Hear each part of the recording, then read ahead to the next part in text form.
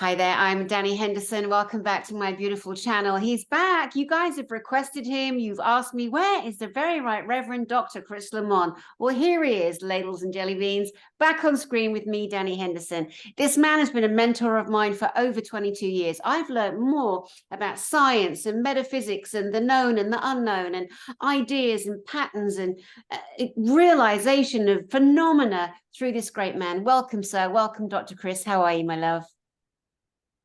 I'm great.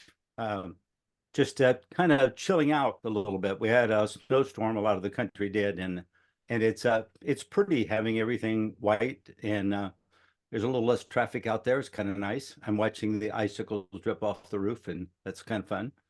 Excellent. Excellent.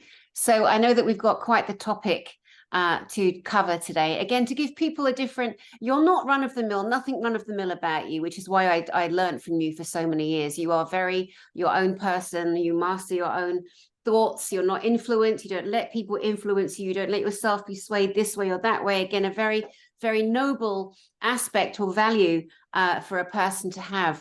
So I'm going to just let you get straight into what we were discussing, phenomena. You started with a newborn baby coming in and knowing nothing, but please do start wherever you wish to start. Okay. All right. People used to always tell me, what do you believe in? And I used to always say, I believe in you. I really think that everybody should be unique somewhere. Yeah, I read a lot of books, so I got a lot of data, and it doesn't make the data a particular truth. It just gives me a bigger range to be able to find out what works for me. And so in around 1950, we, as a group, at least in the US and most of Europe, had reached an evolutionary change. It's just, read books on evolutionary psychology. It's like, all the psychics and the prophets have been predicting it forever. But bottom line is, all of a sudden we started arriving there. And what we saw happen after that is people started moving away from the idea of an absolute truth. A lot of people thought that had something to do with religion. It's not so much a God image, but it's like kings and emperors, and the idea that God is an old white man on a chair. Come on, I'm an old white man. I've never wanted to be a God. Give me a break. So we're moving away from those concepts, and we're trying to be able to get along with people. We have to be able to respect the fact that they have a different opinion than you. So when I started teaching, everybody walked in the door, whatever they believed in, I'm fine with that. It's like, well, whatever. It's like, whatever works for you, however you perceive the interaction and whatever your goal was. Yeah, I get on a cruise ship and I'm looking around and people are saying, oh, where's the boats? What would happen in an emergency? I'm thinking about, if there's an emergency, I'm going to be looking around and figuring out, like, how can I help someone? What can I do? How could we change the situation? I'm not worried about finding the boat. I mean, I don't care about getting off. I don't care about any of that. I don't want to get out of the game. I want to squeeze as much as I can out of it. I grew up a kind of a sickly kid, so I played inside. I was just, and what I love about you is that you've had challenges in life and you rose above them. And it's just kind of amazing. And that's what I respect in people the most. It's like people have a challenge, instead of sitting there whining, oh, well, I can't do that. It's like, no, do something different. Get up, do something. Expand out a little bit. Figure out what you're going to do it, and then do something else, and then do something else. And that makes the game engaged. It makes it fun to participate. So I used to teach workshops. I'd have people concept. Some of the things are my ideas, some are other people's ideas. It didn't matter, whatever. I brought guest speakers in, and the idea was to get an expanse so you could find where your little niche is, how you work. And I watched you as a great example. It's kind of like you just flourished. It's like you found who you were and what you were doing, and you just kind of went with it. It's like, wow, okay, that's great. And so when you come back and you say, well, I've taught you something. No, I didn't teach you something. I just took the leash off so you could run, right? It's just like, so you could go with it, because you have huge talent and you're just an amazing individual. And that's where it sits. We had some people in class, you can probably remember, that sat there and they were kind of looking for some prophecy or some enlightenment or some, I don't know what. It's like, gosh, get off your butt, go do something, experience something in life, interact with people, expand that out. That's what we're supposed to be doing right now. We're supposed to be able to find a way where we can finally end wars and get along with everybody and quit abusing everybody with our silly ideas, because it's like, it's, and you can see the process. You got to remember, evolutionary processes take 200, 300, 400 years. So I'm not waiting for an end of it. My end is going to come a lot sooner than the end of that. But I think it's easier for you as a person to engage in a process rather than fight it. You know, if the wind is blowing, it's like, go downwind or get out of the wind. Just don't fight with it. Start to notice what it's doing. So people, like I said, they've always asked what I believe in. I believe in potential. I believe that when a child is born, they were just a creative piece. They didn't have a whole skillet. They didn't have a map. They didn't have a manual. They didn't have a cell phone. They had no idea what to do. And they had a huge learning process that took them a long time. And yes, we humans are born, we know, with biases. We all of a sudden, very, very young, we start to favor people that look like us, people that talk like us, people that act like us. So there's a natural tendency within the structure as we develop into what I call the logical world. Logical world is language, the way your ideas come into your head, they're all logical expressions. But logical world doesn't explain phenomena. When all of a sudden you see a spirit or you see something happening, you go over there and you try to talk about it, and half the people think you're crazy. It's not because of the idea that you see, because that's just a piece of data, but it doesn't come into logical structure. So it doesn't fit into our language structure. So our limitation is our language structure. Yep. If you look at, like, for example, mathematics today, if somebody gets a PhD in mathematics, the work they did is not even in this dimension. It's just so crazy to think that somebody is working with I numbers, imaginary numbers. They're doing math with imaginary numbers.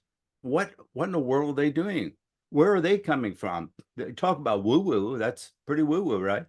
And so you start to see where we have to go to get information is where we have to go to get informed, right? And it's different for everybody. And so I can remember in China back in the 90s, we were all hanging out. There was about 70 of us on a trip. And we went to a Chinese guy that was doing the sticks. You shake them and you throw them out, and the guy was reading them. And so it was kind of fun, and he was actually pretty good. So most psychics I used to hit around the world, you know, because we're Americans, they'd always say, oh, you're so rich and you're blah, blah, blah. It's like all the same story. But this guy was kind of like, he was pointing out things like, oh, you know, you've got like, you got like one sister, or you got this or this going on your phone, or you don't get along with your mother, but you get along really good with your dad. He had all kinds of things that were a little more concrete. So he was a pretty interesting reader. And one of the guys in the group went up and he threw the sticks out, and this reader looked down at the sticks and just turned around and walked away.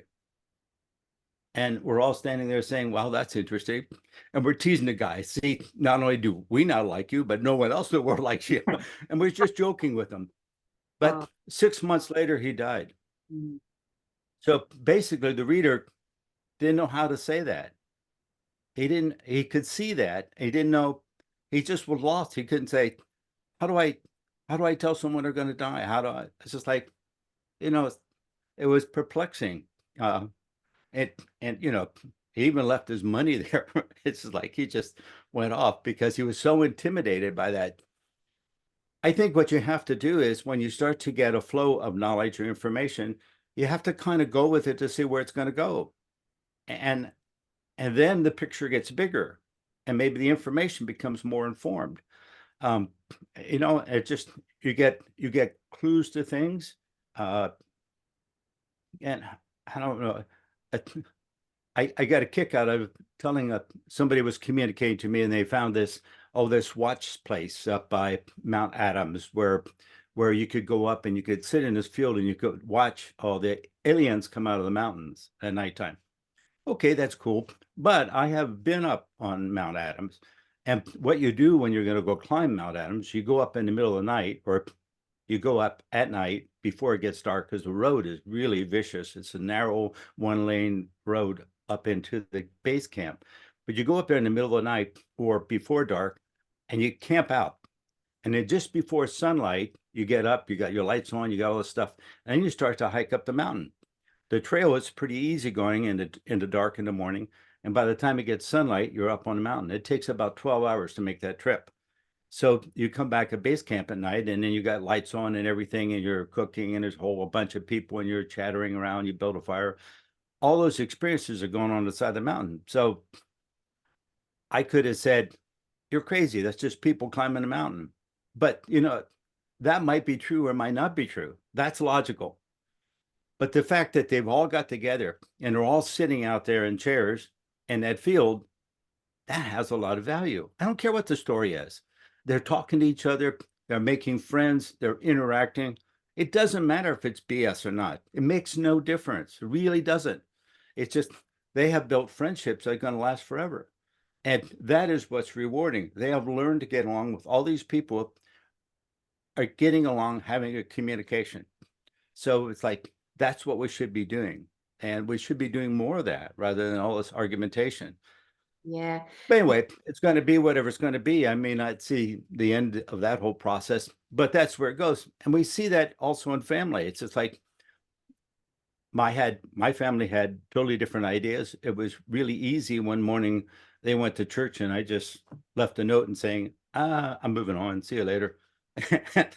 And, about 20 years later, they showed up on my doorstep. They found me when my daughter graduated from high school. They saw the last name and tracked me down. I can remember coming back. I lived in Southern California when I was, I was born in Pennsylvania, but I lived in Southern California from about age 9 on for a while. And so I came back many, many years later to and eventually taught some classes down there. I came back to see my son. And I went back to the high school I went to, and I walked in and I said, hey, are you guys going to have a 50-year reunion? Because I'd been going for 50 years. And they looked at me and they said, who are you? And I told them, and they said, we thought you were dead. And I go, I don't think so. Maybe soon, but not right now. And they said, wow, everybody in your class is dead. It's like, wow. Okay. Now, Vietnam. So, it took a lot of men and women, both, right? Because of the military situation. So, okay, that's great. It was a small school. It was only a couple hundred kids. So maybe I had, I don't know, maybe 80 kids in a graduating class. But I'm sitting there thinking, are you sure? And they say, and a teacher there had been a teacher. She was now the principal.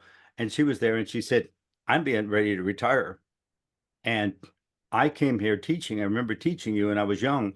And she said, I kept obituaries on anybody who I recognized from my days and a paper, and I cut them out. So I have a scrapbook here of obituaries, and I can go through and I can tell you everybody in your class I have an obituary for.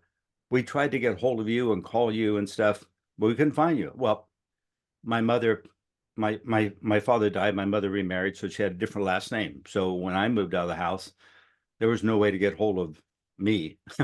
That was pretty much gone, and I left the state. So it was long gone. So it's an interesting reality to sit there and think, wow, all those people that I talked to all had a dream in life, all had the answer, all figured out that what they were going to do. They were going to be engineers, they were going to be scientists, they were going to be doctors, they were going to do whatever they were going to do. And they all had a story running around. And they used to come to me and say, what are you going to do? And I said, I have no idea. I have no clue. So I've just gonna wander around and figure out what's going to work for me. And it's like, so I'm still wandering around figuring out what's going to work. I just like people say what you've done, and I've done a lot of things, right? I haven't done anything for a real long time. I'm happily married now, but I've been happily married half a dozen times. So that's, so it's just the interesting thing is a lot of people are still trying to secure into that. It's going to be this way. Okay, maybe it's going to be that way for you. And that's good. And if you're informed about that, that's also good, right? If I see somebody with a cold, do I think I'm going to get a cold? No, the first thing I think is like, what are you taking for that cold? I make a suggestion. I'm trying to be helpful, right? It's like, I'm not worried about getting a cold. I'm worried about them getting well, right? That's my agenda, is like, how, because if I can sit there with them and they can become well, then I have a piece of knowledge about getting well that's going to serve me. Otherwise, what am I going to do? Read it in a book, or have some medical person tell me something? It's like, no, I want to have a personal interaction. I want to get over there and get my hands into it and have an experience with it, right? It's just no doubt about it. And so I think that's what's fun. I was on that trip to China. We were in Hong Kong, and Temple Street is where the psychics come out at nighttime, supposedly. So I'm going like, hey, I'm going to go down to Temple Street and get a reading. And all these people in a group, they said, yeah, we're going to do that too, right? So I went down there. I had a lady with me and was traveling with me. And we went down there and I looked around and I was just looking at the energy. All these people were, doing whatever they're doing. And I saw this lady was talking to a Chinese man. And I was looking at her energy, and she had kind of a respected space. She had a little buffer between her and him. And I thought, okay, this is kind of cool. She's actually, not trying to become him. She's actually just reading his energy. So we went over it. Both of us got a reading from him, and we talked to her. I shared some stories with her. She had a pain in her head. And I said, do you want me to take that out of your head? And she said, well, you can't. I said, what do you mean I can't? Of course I can. I can or I can't. It's like, I didn't ask you whether I could or not. I asked you, do you want me to take that out of your head? And she said, go ahead. So I took it out of her head. And she's kind of like, oh my goodness. And she says, what was that? And it says, I don't know. I think it's a family member, like a brother or someone judging you because you haven't become what he thought you should become. And she goes, oh my gosh, yes, my brother hates what I'm doing. And I said, well, you should just talk to him a little bit. He's either judging you, but he might be worried about you, or he might be mad at you, or all the above. But if you want to keep that out of your head, you better come to terms with him and let him find you. Let him find out who you are, right? This is great. Actually, I sent letters back and forth to her and sent her some literature. But when I got back to the group the next morning, we're having breakfast, and I said, hey, who got a reading down there? It was fun. And they're all going back. We couldn't find anybody that spoke English. And that never crossed my brain. It's like, that was never. So I'm thinking, of course, why are they going to do a reading for $1 when that's like, yeah, most of them are not going to speak English. I got that. And how did I find her? Or the other question is, did she actually speak English? Right? So I'm looking at this lady who was with me and I said, did she speak English? And she goes, I don't know. It's kind of like an ozone thing. I go, wow, it's kind of interesting.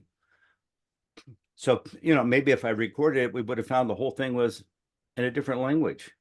I don't know how many times I've traveled and I've talked to someone. I found out later they didn't speak English.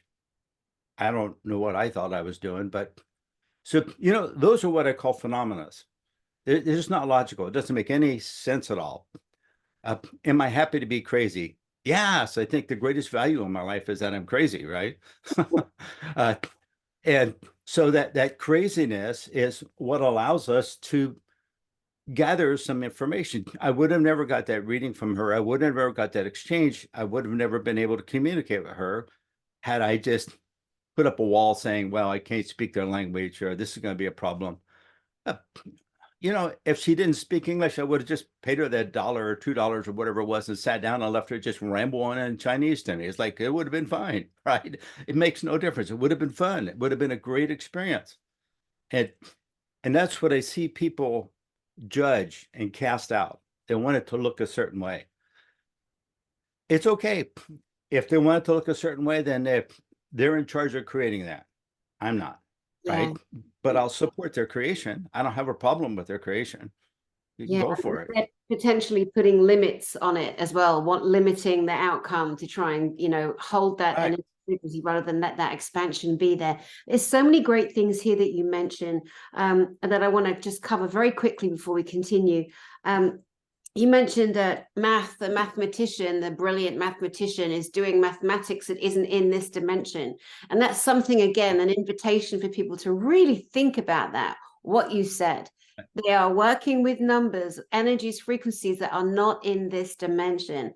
Brilliant. You mentioned Mount Adams. Now, a friend of mine, his name is James Gilliland, and he's so well known for sitting on his beautiful sanctuary of land opposite the Mount Adams and filming the most insane array of motherships and scout ships and cigar ships and consciousness ships. And they're there. And I know there's a military base there as well. Because you raised Mount Adams, a lot of people that watch my channel, they also know about James. Too. He's actually just got another sanctuary area in one of the islands in Hawaii. I think he's on the Big Island now. But people go there and they have this experience. But like you were saying, everyone's engaging with each other. There's a creation, a connection, an energetic harmonizing that happens because we know there is phenomena, when we're expanding, we say, to it. The psychics that you mentioned, let me put my glasses on. The psychics, one of the things you said was that the man whose life was going to shift, he was going to end this life and start another. The reader walked away, didn't engage, didn't converse, just left. Now, I want people, again, watching this, because there is people that get a little bit silly and they come undone because then they let a fear picture come in their space. Right. They're like, oh God, I went to a reader and she stopped reading me. Or there's people that ask me to read them all of the time. And lately, because I've been doing other things to try and reach more people, like my conference, I am seeing less people. It doesn't mean I think they're going to die. So again, I want to invite people, as they're listening to you and we're sharing information, that we don't go down into that fear picture energy field and start thinking down the line going, oh my God, I remember when this and that. We've got to let that fear go. It's just holding us back. You mentioned that you, and this is where I learned so much from you, you see energy, you look at people's energy. So I would like to ask you to share, when you talk like that, when you say, I see energy, I'm looking at their energy, how do you do it and what do you see? Well, I think that the first thing I see when I bump into someone, the first thing I start to notice in my mind is like, what do they have to communicate? What do they have to say? Like, because they're just a stranger, right? And I had an experience when I was a little kid, and I was probably 9 years old. And we were on a road trip with my parents, of course, and we had stopped at a hotel earlier because they were tired of driving. The weather had been windy, and so they decided to stop around 4 o'clock, something like that, at this hotel. And I went outside because it was still light. Normally we'd stop later. And I went over, and there was a guy working at the grounds of the hotel. So I went over and I was just talking to him. And we just talked for about an hour. It was just really, really good. And then I came back in again. So it was nice because I got to talk to somebody on a trip other than my parents. And it was kind of fun. In the morning, I was with my stepfather, and he was paying a bill. And he said, I want to thank your worker out there for putting up with my son for an hour. They were out there just talking and talking. And the guy at the desk says, oh, your son speaks Spanish. And my stepfather says, no. And he said, well, Jose doesn't speak any English. So I have no idea what was going on, So I think that first I started seeing things and reacting to things and talking about people when I was a kid, because I would see something and I would notice that somebody would come in, they'd be sit down and they would look a little depressed. And I would just look at them for a while. I would just observe. And it's like, I'm asking the question in my head, why are they upset? And then I'm starting to see some things. Then I look around and the other people are not looking at them. They're turning away from them. So it's like, oh, wow, it's interesting. The other people don't want to see whatever's going on with them. And And I'm just not afraid of it because I'm not going to, I'm just seeing what's going on. That's all right. It's just information. Um, so many people are afraid of the information. It's like it makes a demand on them. They have to do something about it. They like, oh my goodness, don't look at that person. Like, I'm not only am I going to look at them, I'm going to go talk to them. Right. So I look forward into interaction because I think the interaction strengthens me. It gives me more range. So it's diversity. So this lady was sitting there. She was just sick. She had been to a doctor. She got the story, blah, blah, whatever. None of that as a kid could I make sense of. But I just went down there and sat with her and talked with her. And pretty soon we were just kind of laughing and joking around, and her spirits came up. Now, today we would call that a healing, right? Um, so, but it wasn't like I was doing something mystical, magical. I was just being there. I was totally being there and not afraid of her experience. And it took her out of the fear of her experience. I don't know if she lived or died, but it's just like, that doesn't matter. What did matter is at the moment. That's the communication that mattered. So that's what I always sought out in life, no matter where I went.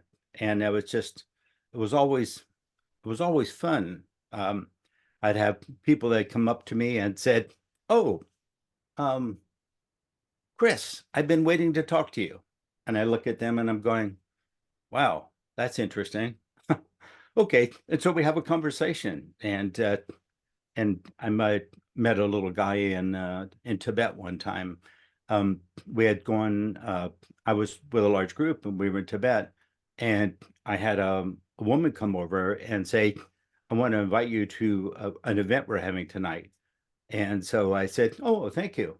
And I just thought everybody was going to the event. I didn't know, nobody else knew about it, right? So that evening, why everybody in my group, we had 40 people, and everybody in my group was going down for dinner. And I'm going like, I can't go for dinner. I've got an event to go to. You guys aren't going to the event? And they go, "What event?" I said, "Okay, never mind." So I went over and I'm sat in a chair, and they have some Tibetan kids out dancing and doing stuff. And then they're pushing, taking a glass and some type of a booze or something. I don't know what it was. Pour it in a glass and take a drink, and you pass it around, goes all around the circle. So we just did that. I was sitting there at that show, and then when the show was at the end, and the guy that was putting it on got up and he told everybody, "Okay, thank you very much, blah, blah, blah, whatever." And he said, "In closing, I want to introduce you to my friend here who came to our show tonight." It was like, wow, thank you. I didn't know I had a friend. Uh, so see, if I would not have hung on to that phenomena, if I would have not saw that, then then I would have never been there. So you miss that interchange. So could I write about it in a book? Somebody think I'm just totally crazy, right? It's like, yeah. So I can I can I can share stories with this lady because we're both crazy together. It's good news. And because of that, why we get a lot of information that we would not have gotten. We really got to pay more attention. The phenomena are always going to be there. You just got to keep looking and not turn away. And Yeah. God, I see so many people just training intuitives. I had a guy came in and had a lot of pain in his life. He actually died a year later. Mm. Um, and he sat down, and some new readers were trained. And one of them got up and came over to me and said, "I can't do this. I can't handle the pain." And I said, "Well, it's not your pain, it's his pain. Talk to him about his pain. Maybe you could help him some way, shape, or form, right?" And so it's kind of like, so he came and he took classes, the guy with the pain. He actually took classes from me. And he'd come along and he said, "I thought you guys were all just a bunch of BS, some kind of a church or something. And I'm Jewish. So I figured I don't care about your Jesus stories or anything. I'm just going to hang out because you guys were kind of crazy and fun." And he said, and then I took the class and I realized, oh, that's not what you guys are about. This was really kind of interesting. So he hosted a workshop for me. And it was like, I had like 60 people in a workshop. He rented the top floor of a hotel and he hosted this workshop. And when it was all done, I said, thanks, that was really kind of fun. There's a lot of people I didn't know. It was a lot of new things. He said, well, I really like what you did. I wanted to support it. And 4 weeks later, he died. So it was like, he was looking for something in life that he could accomplish. He told me that he had a position as an attorney. He had a position in DC, and he wrote a lot of speeches for candidates and stuff. And he said, I had too much power. I could write anything and they would just read it. And he said, that's way too much power. And he said, I quit because it scared me.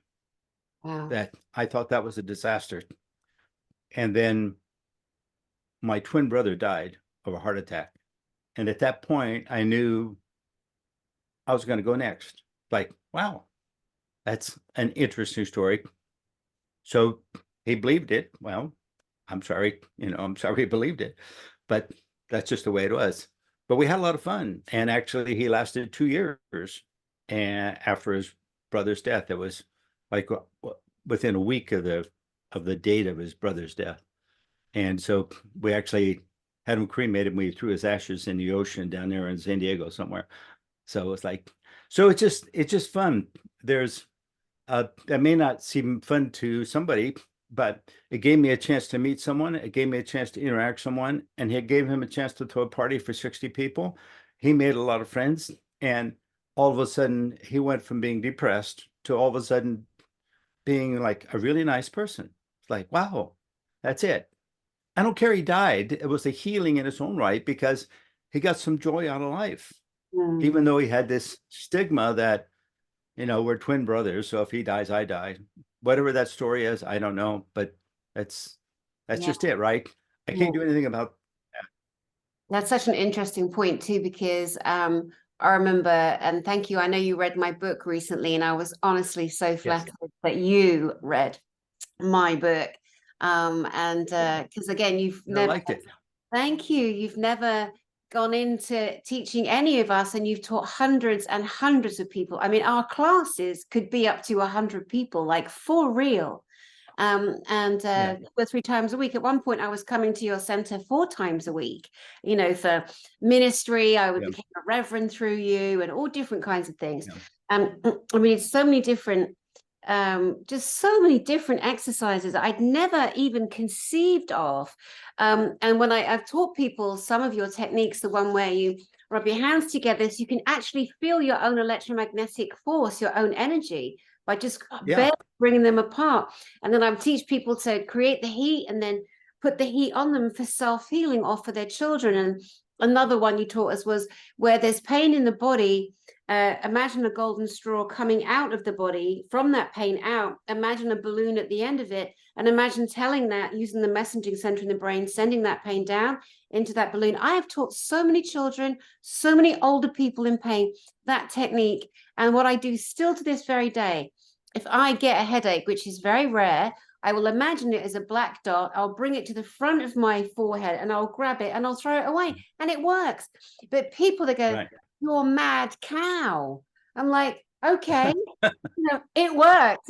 Again, it's like you said, people can look at you and I and think we're crazy, but luckily we don't give a shit, which is so freeing. Like, that's freedom. Right, that is freedom right there.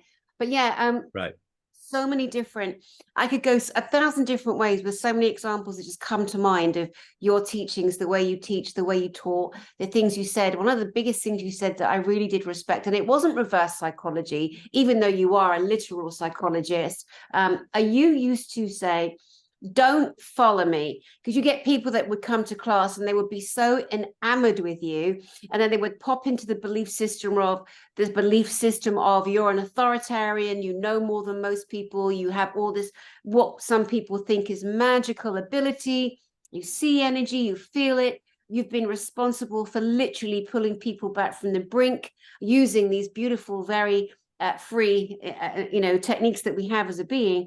And then you would never stand for it. Sometimes you were outright bloody rude. And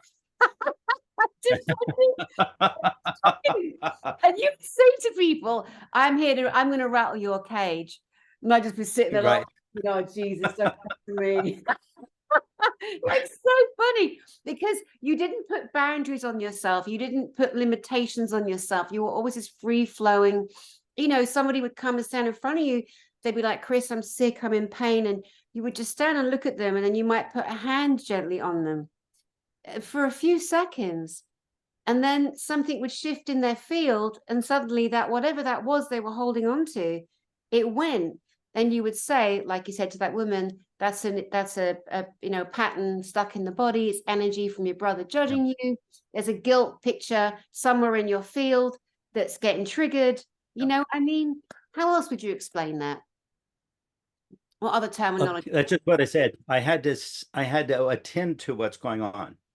So I would just look at someone and their mouth is going, I'm not even paying attention to what they're saying because what do I care, right? And I'm looking at them thinking, what is this? I had a troubled young man one time come to a seminar I did. We did in a women's center. So there was about 80 chairs in there. So it was about 75 people. And he was outside and he was down tying his shoes. And I never seen him before. And I'm walking with two people.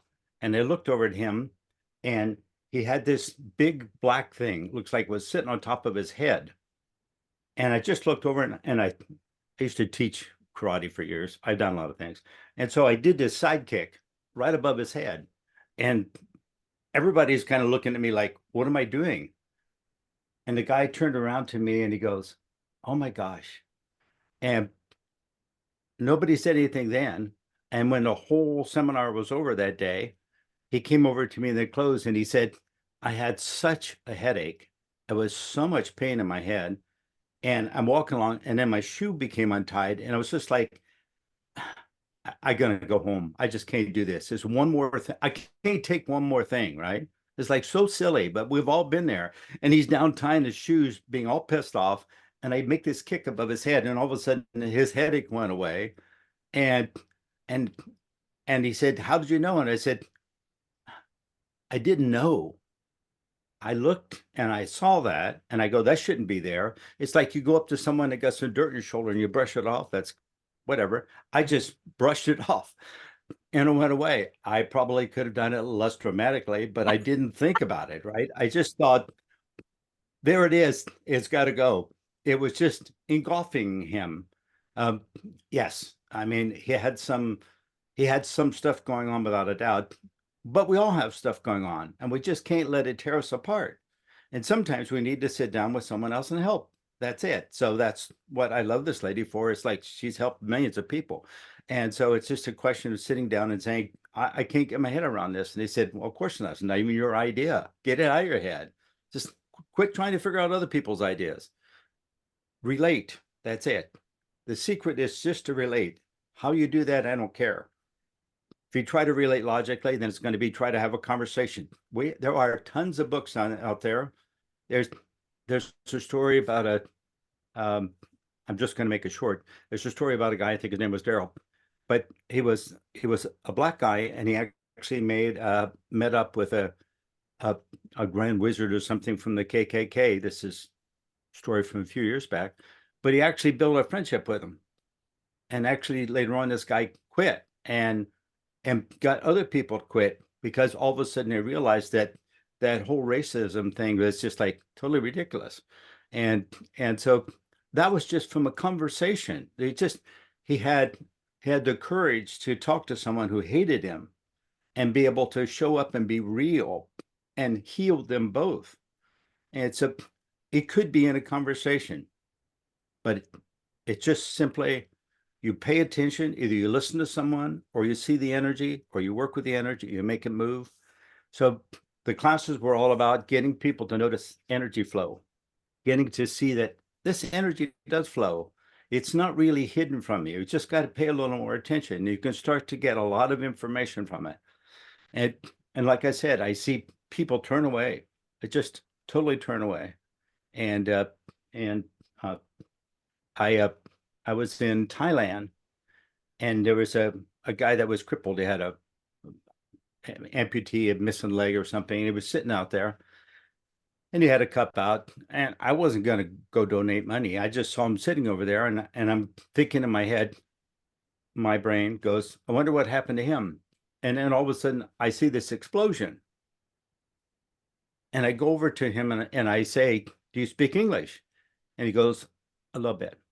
And I said, you were in an explosion? And he shook his head. And I said, what was that? And he said, landmine. I said, oh, wow, that's amazing. So you just were wandering along and you found an old landmine from, you know, way back when. He said, I said, no. So the government allows you to, because you're injured, the government has you beg, allows you to do that to support you. He said, yes, only injured people can beg legally. I said, oh, good. So I stood next to him and I said, let's see what we can do about getting you some lunch money. And so I just smiling and watching people come by, and pretty soon people were gathering around. And I said, hey, I forget his name now, but I said, hey, I want you to meet my friend. And I introduced him, and they said, you know, he got blown up in a landmine. Can you imagine that? There, this is interesting. And people are putting money in there. It's like, gosh. So it was just, he didn't have enough energy to make it happen. So I just stood there and it just happened. And it just all flowed in. And so literally when I left, he was in tears because somebody had cared enough, you know, like whatever. I didn't give him any money, but I supported him. Yeah. Sometimes that's all you need to do is support someone just to make a difference in the world. Yeah, that's so true on so many levels. It's funny with humans where we put our attention on something. Like I remember one time there's these years ago going with a gang of friends to, it's called center parks. So there are these cabins in the woods, and you ride bikes and you swim in the pool, and there's a slide that goes, and then you know, the rivers that come along. It's all indoors because obviously England's bloody freezing, -5 today. Yeah. And I remember going just for a giggle. And I thought I would just stand in the reception area, which is so busy. Everyone's checking in, and just look up. And I just kept looking up. Then my friends are coming around me and they're like looking up with me. And I'm doing my best not to laugh because it's so funny how everyone is like standing, like looking up. Like, what are we looking at? And I said, a dead bird, a dead bird. It was like that kind of hysteria, you know, that hypnotic hysteria, because us humans, like we're so sweet and we're so gullible in so many ways. And there was an element of the child, like the wonderment, like what, you know, and there's a magic and a beauty in that because it was positive, or it was a bit naughty, but nobody died. I always say, as long as nobody died, we're all good. You know, there are others that assert that energy and they'll wrap it and they'll drag it and they'll put it to something else where then our attention is shifting, and some of us get stuck in that and we get trapped in that. And we, you know, I was with my sister today, we were going around churches in Sussex countryside, and we were at one church, the first Saxon church in Britain is called St. Berwick, Berwick, Berwick Church. And we're going along, and you know, I don't want to see the Christ hanging on the cross. It annoys me. And like, you know, if that bloke was alive today, I'm pretty sure we'd be like, take that bloody cross down. That's the devil saying I have dominion over you. These are my thoughts. But oh my God, people get so triggered they want to kill you, which is their ancient DNA triggering. It's not even their thought, right? They've learned it. They've trained in it. They believe it's true. As long as nobody, you know, is anybody looking at you? Yes. What are you going to do? I'm going to damn you for saying that about Jesus. I'm like, oh, shut up. Get your own life, get your own thoughts kind of thing. But I was making little videos and my sister's filming, and she's so good though. I mean, she's used to me. I mean, I'm such a handful. She's younger than me as well, which is good, I think. I can see she's getting triggered in her energy because I'm saying, see that? Jesus on the cross, you should not be on the bloody cross like that, you know. And I said to her after, I said, well done, you know, well done. Because I know, you know, because these are some of the most sensitive subjects that we lose our shit over. You know, they're not even our thoughts. They're not even our beliefs. We've been programmed, you know, to be told that this is the way it is. Otherwise, the consequence is, and on the back of that, there's fear. It's fear. It's a fear program, right? So how do people learn to recognize in themselves fear programming, fear pictures in their space? And how can we, again, allow people to see that when they look at someone else, whether they're in training with them in their energy field or just observing or whatever, that they too can see something without physically seeing it with their eyes and trigger a fear picture that that person's got matching energy? How can we help people kind of, get to grips with the thinking that we're expressing here, and how to kind of help themselves learn that, expand that muscle in them? Yes. Sometimes it's just that you've got to start a story with them. So sometimes they'll notice something, and if it's a phenomena, they try to translate that into language. And our body, the first things we learn is programming to move. Everything gets stored somewhere in the body. So our basic, what we call unconscious programming, is movement patterns. A baby moves. I can remember when I was 5 years old, my aunt had a child, little girl, and I was watching my grandmother, then diapers were pinned on, and she jabbed that little girl. Typical thing happened with pin diapers.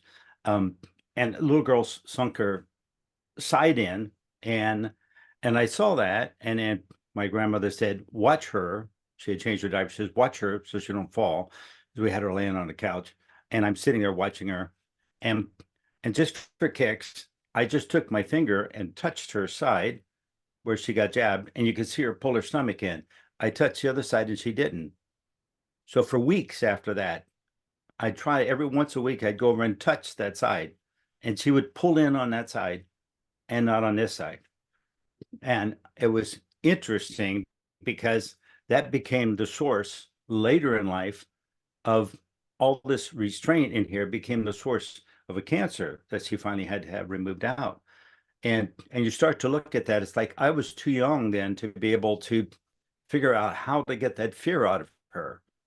It was something she dealt with all her life. So, and just one of those things. At 5, I had no clue. I could see what was going on, but I had no clue. So now today I started realizing I can make a story of that. If I'm working with a kid, I'd say, wow, does that hurt? Can you feel that? What is that? Can we move that out? Can we put that over here? So you start to make a story out of it if there's an action, because we humans, yes, we process with stories, but we're all about movement. And so if you can integrate a movement into it, then your movement is your controlled energy producing the idea of you and no longer responding without interaction to a fear. And so the more that you can interact with a fear, that you're better off. Is like someone comes over and says that's dangerous. Well, that means dangerous means that you have to pay more attention. It doesn't mean you have to run away, right? That's what it means. The word no means not that way. It doesn't mean you can't do it. It means you can't do it that way. So I used to put on my no buttons. And so no. N-O, no.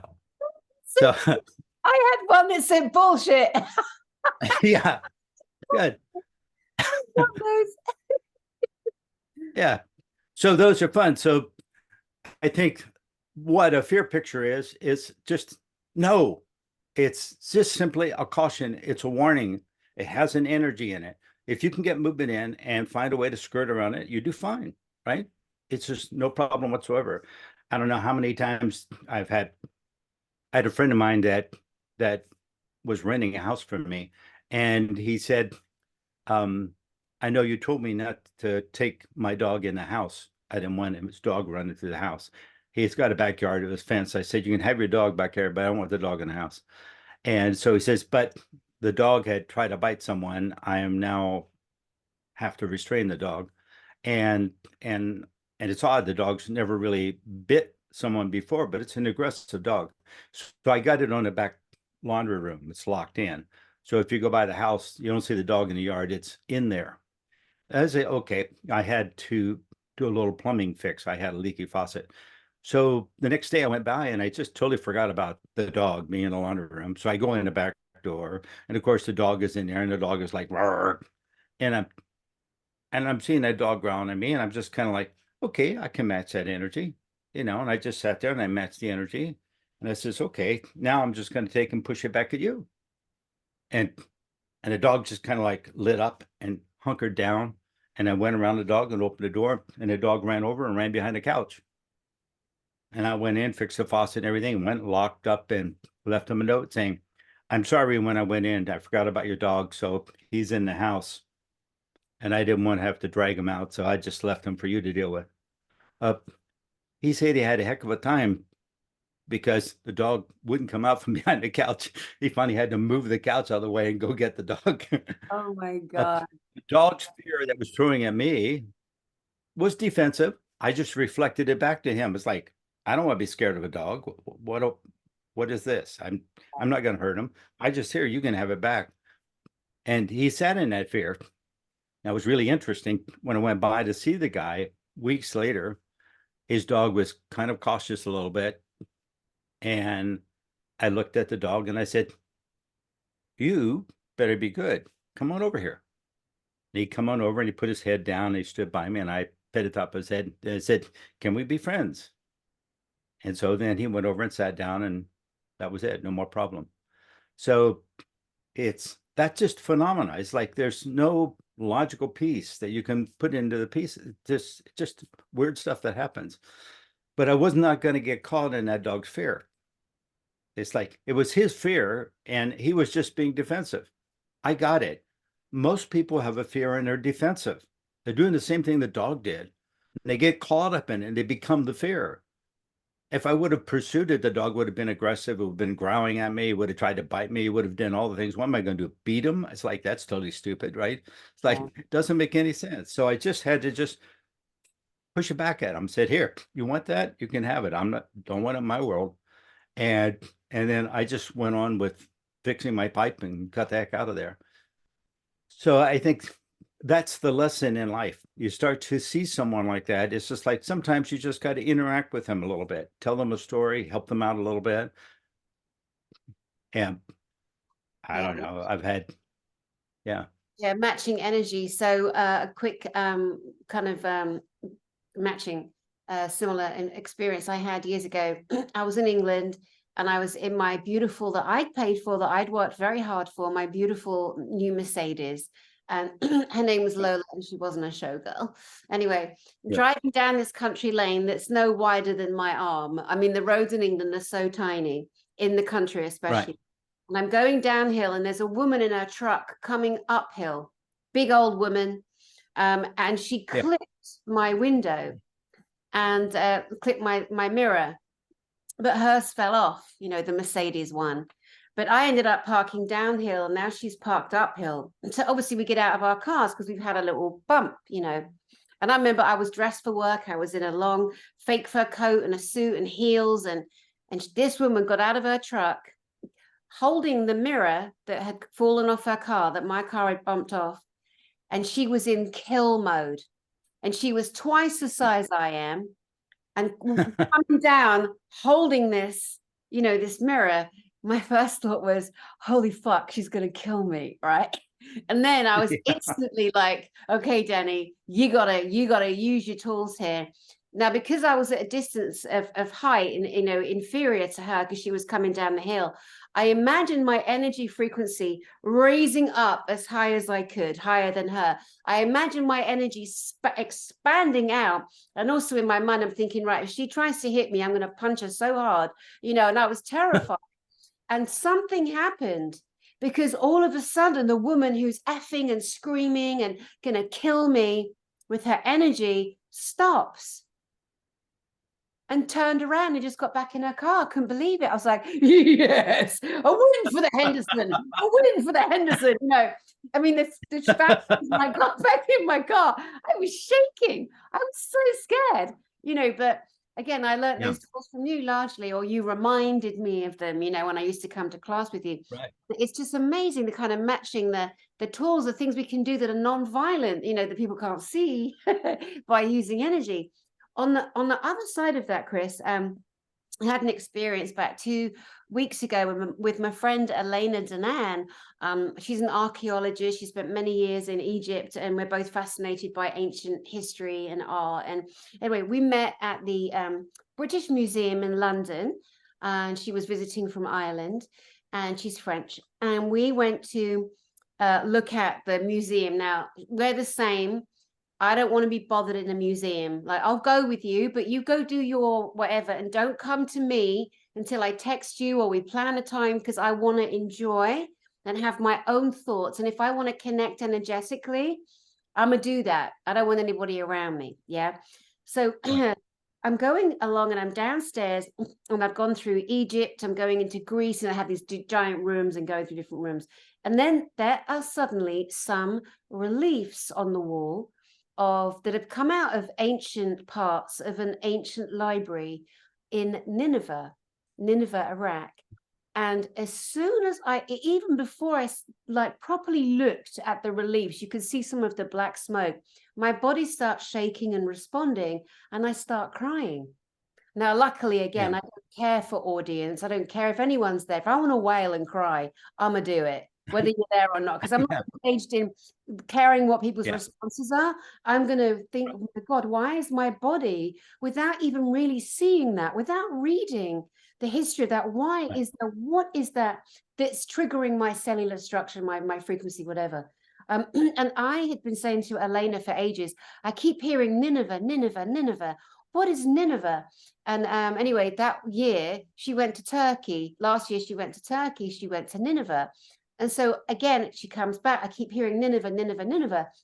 And it turns out that one of the, like the Great Library of Alexandria burnt down. Well, before that, in ancient Sumer, Mesopotamia, the Library of Nineveh burnt down. Now, where a lot of people go, they would then go, oh, I must have been the great librarian. I don't do that. This is the mistake people make. I'm like, I was probably a little serving girl, I probably picked up people's cups or, whatever. Because as big of a mouth as I have, as outgoing as I am, I don't see myself as that, the queen of Nineveh. But I was just so amazed. And again, it took me by surprise. I wasn't looking for it. And they're the best things to me, those markers, when you're not looking for something. But even moving in the area where these there were real artifacts that have come from Nineveh, they're in the British Museum, and something in that frequency, something unconscious, recognized, and that caused an emotional reaction. How can you explain that to us? What is that? Well, and that's what I said. That's just a movement of information. And it's okay. Sometimes some people need to have a story. Like you said, some people say, oh, you probably were a librarian there, or some story like that. And that makes them pay more attention, because now you made it personal. But if they pay more attention, then whatever they get out of there, they can be done with. So you can look at that and you can say, well, it could have been a past life experience, or it could have been just that a lot of people got killed there and you just feel the pain of that. Once it's not a logical piece, so we can't just put words onto it that means this.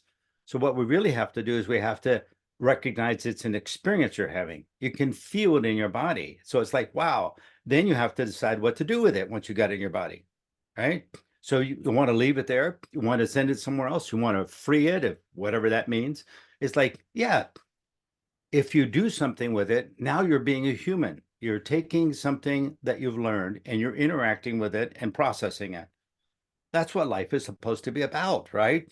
You go out and you fall in love, or you get mad, or you get drunk, or you get whatever, or you drive too fast, or you get in trouble. All those things are just a process we have to deal with. So some of the stuff is just out there and it influences us.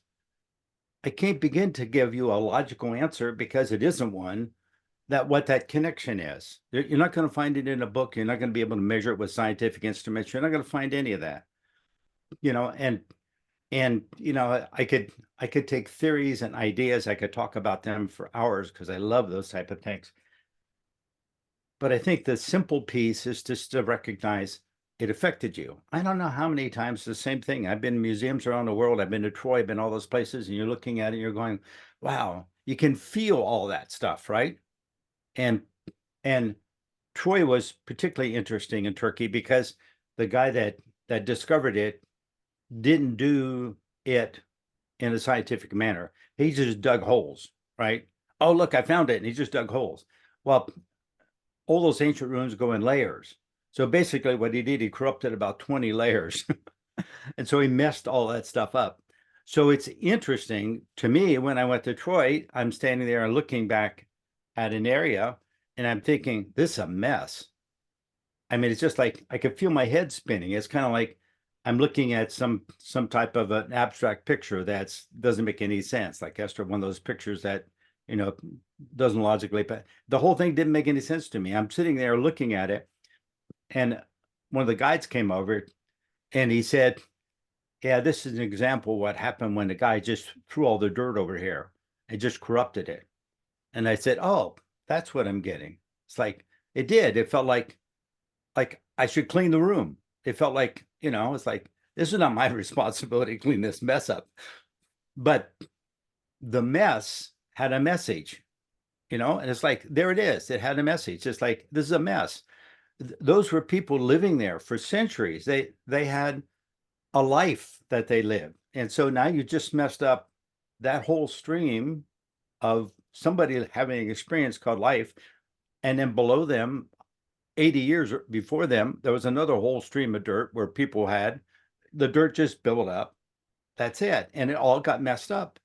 And so it's a phenomena. It's absolutely not real, but the phenomena is real. I could respond to it. I could see it. And I could just say, you know, sorry about that, but that's the way it goes sometimes, you know, it's like, bye, and walked away from that. And I remember going back with my friends and said, hey, did you notice that area over there? And they go, nah, there was nothing to see over there. And I go, oh, okay. I guess there was nothing to see over there. Wow. But I picked up on it. And I think that when you pick up on something, you really need to have a conversation with it. It's just offering an information. It's just like saying hello. I can remember when I was a 5-year-old kid, I went to the dump in town, and I wasn't allowed to go too close to the dump because of rats, whatever scary thing that was. So I'm up the edge of the dump, and I see a chair out there, and the chair was sitting in that dump, and it was a beat up old chair, but it looked like a throne chair, you know, like a king would sit on a throne. That's what it looked like. And like I said, it was just a piece of trash. It was beat up. And I'm looking at that chair, and all of a sudden I see a little glow around it. And I'm thinking, oh, wow, that's kind of interesting. I'm 5 years old. It's like, And I said to the light, what do you do? And all of a sudden I see the light lift up and float up above the chair. And it said, I hold form. I go, I hold form. And it is just released. And I'm going like, oh, I hold form. So that means the artist or the manufacturer or whatever put energy in that chair making it, probably 50 years before, and it was holding form. The energy that was put into it, like any artwork, was holding form. And now it was in a dump. And when I looked at it and we got a communication, it just basically said, I hold form. I'm no longer necessary. It just left, and the chair, and I remember weeks later, it just looked like the chair was now just totally crumbling into itself.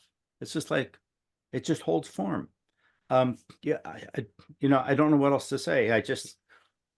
One time I was walking along there was a bunch of houses. We were at a summer camp, and I was walking along one of the houses. They were independent little buildings. Well, there were 4 units in a building, and one of them had burned down. So the remains of it was burned down, and there was a little rope around there. That was before yellow tape. But I'm walking along, all of a sudden I hear somebody screaming. I got to kind of shake my head. I'm maybe 6 years old, and I'm kind of like, wow. And then I got to like listen, but listen, right? You know, that you go the next step down below listening, right? So I listen, and I hear them screaming.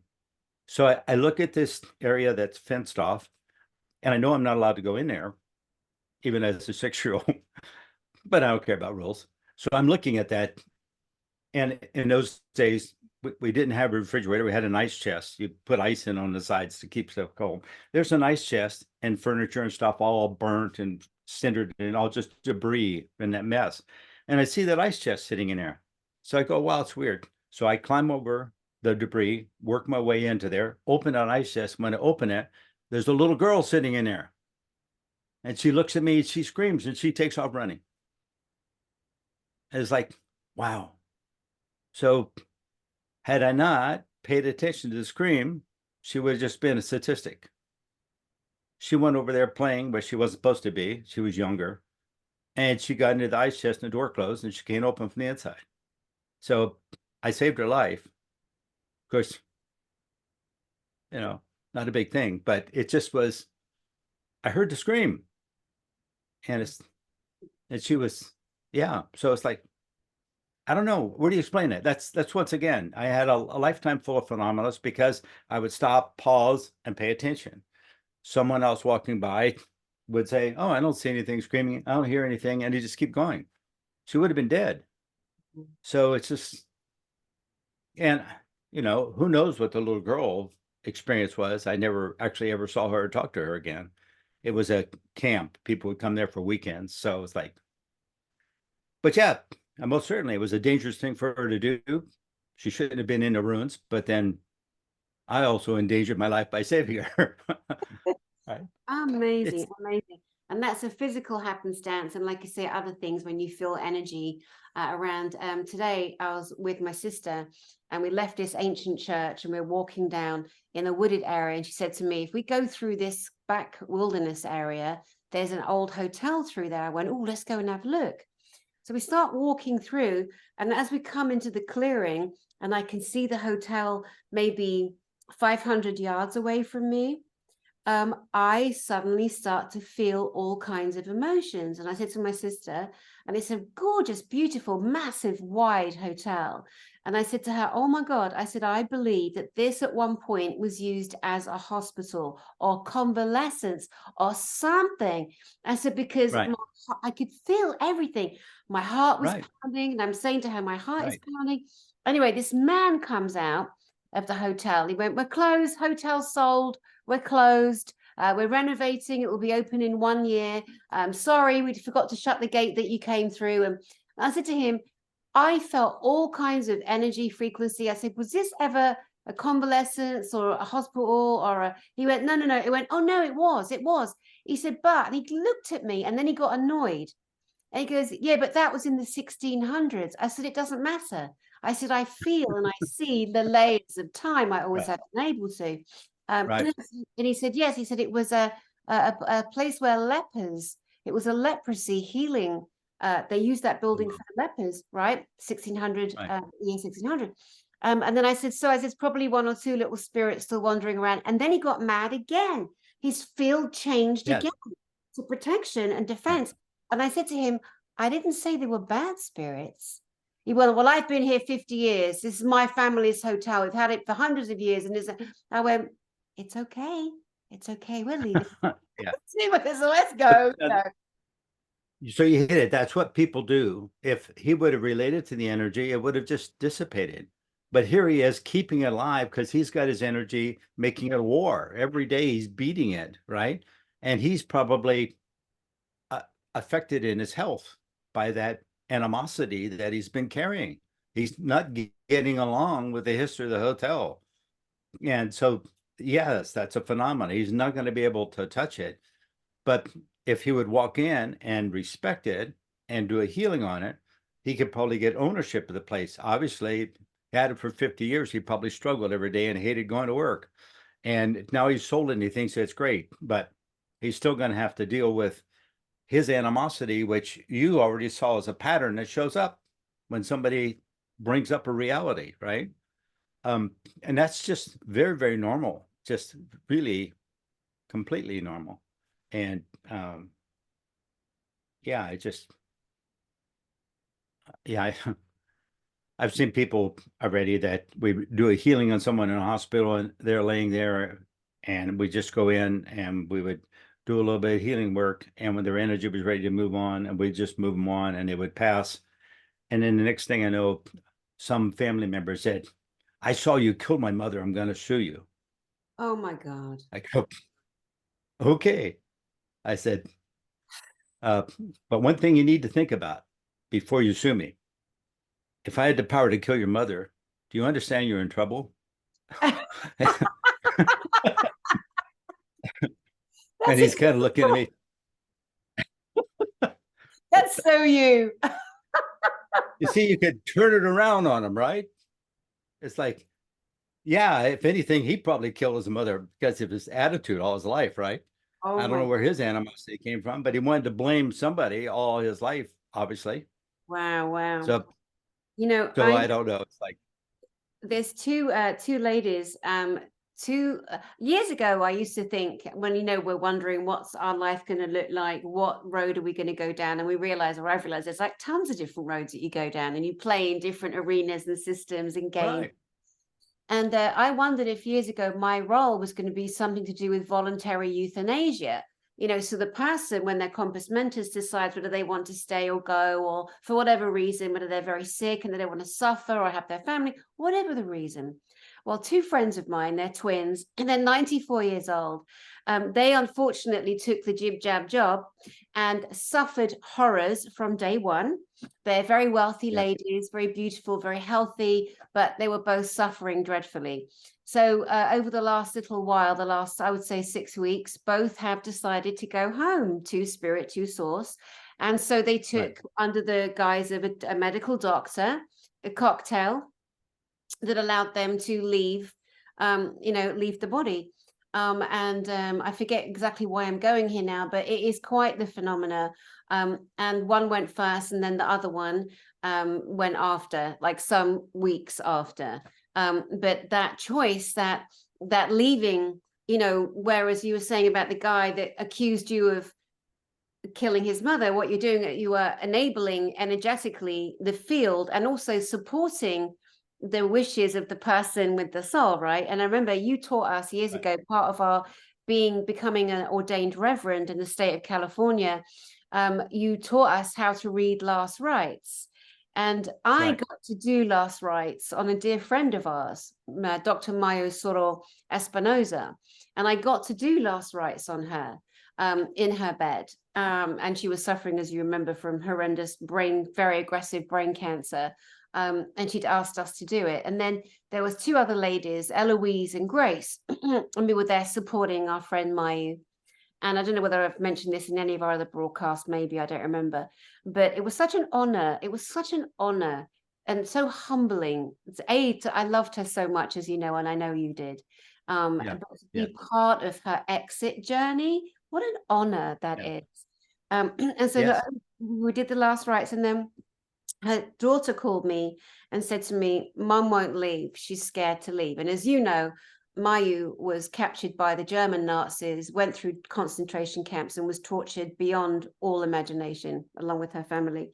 And at the end now of her life, and her daughter's called, and daughter's asking for help. So I called Grace and Eloise and say, right, we're going to meet in the dream space tonight at 2 a.m. We were all in England at the time. No, we were all in America. We were all in California. So we're going to meet at 2 a.m. in California, Pacific time, and we're going to assist our beloved. And I don't know what that's going to look like, but so the 3 of us made an agreement. And then I remember so clearly in a dream, seeing Mayu standing in front of me with her back to me, and in front of her was a black meshing, like black net curtains. And behind that was the brightest light I've never seen. And then I'm aware of Eloise beside me here, and I'm aware of an image of Grace on this side, but I know that Eloise's energy is stronger. And without even talking to each other, we gently held Mayu's back, and we gently pushed her into the light. And as I got close, something told me, you can't go there, that this is not for you. And so she went into the light. And then I remember speaking to our old friend Michael Berger a day or 2 after that, and him saying, you guys went up to the veil, like you went up to the veil, like you helped her through the veil. Now, whether that's true or not in reality, I don't know, but something of a phenomena occurred. And then our beloved passed, Mayu passed away. Was that murdering her? No, that was assisting her on her exit journey. And, you know, and she chose us, you know, she asked us, you know, and it's, again, what an honor, right? Right. Yeah, she was a sweet lady. She left a massage table and a few things to us when she had passed. You know, her greatest achievement in life for her, she said she was an artist and she would do artwork. And so she did an artwork because her country had been taken over, yes, and she was in a prison camp and grew up in a prison camp as a kid. Her father actually committed suicide in the camp. And she made a piece of art to demonstrate peace. And so that was her attempt to end it. And she was working on her PhD thesis. And so she said to me, I did all this work and what I'm trying to prove, it don't work. And I said, you're missing something here. You're trying to make it all come out a certain way. You're missing the truth. The truth is that you took somebody else's scientific information, you did tests on it, and it don't work. So that's what your thesis is. I did tests on these and it didn't work. And it's like, so she wrote it all up and she got her PhD. Amazing. So that was her reward in life. And right after she got her PhD is when the brain cancer came in and she fell in the shower.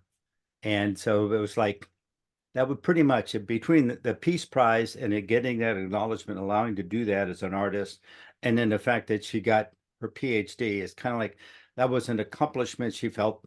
She was in nursing. So that was an accomplishment that she felt that finally she had accomplished in life. And at that point, it was like, I don't want to be an invalid, she said. I've worked with invalids all my life. I don't want to be an invalid. And so, yeah, she was done. And it's really sweet to recognize that and recognize it's like, there's nothing else on my agenda. I've completed everything. It's just so nice for someone to be able to sit there and say, I'm good with this, right? And it just be able to step out. Very peaceful way to go. So peaceful. You know what else happened? This is crazy. Like, so for years and years, I couldn't remember where she lived. I just couldn't. I couldn't find the address in my head. It was Lacadia somewhere.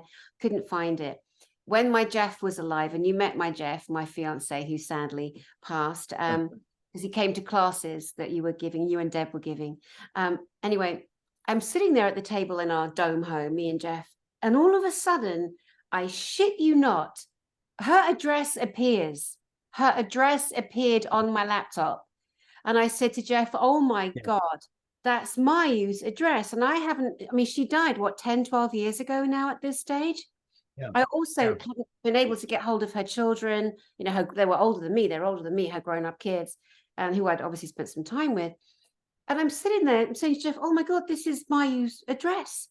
I'm like, I'm going to get in the car. This is Mayu. I'm not going to ignore this. And I got in the car and I drove to her house and I found her house. And you'll never guess, her son opened the front door and her daughter was coming back from a jog. And I'm standing there between her two kids. And I'm like, guys, I don't know if you remember me. And they did remember me. And then I said, your address popped up. This is your mother. And I'm telling you, I just followed the call and here I am. And then her daughter said to me, because as you know, you and I, you mentioned, did her beautiful artworks, and she'd use plaster of Paris, and she'd make like hands together, or she had a mask people would model. Well, she did plaster of Paris of her legs from like the knees down. Did you know that?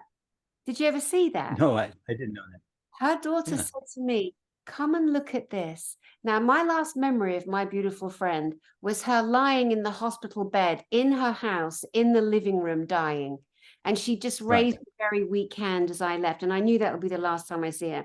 So here I am. I step into the living room, and in the corner are my friend's legs and her beautiful, shapely, Rubenesque legs. And it was so amazing to see that, Chris. And it was like, she had dominance, which she didn't have when she was alive.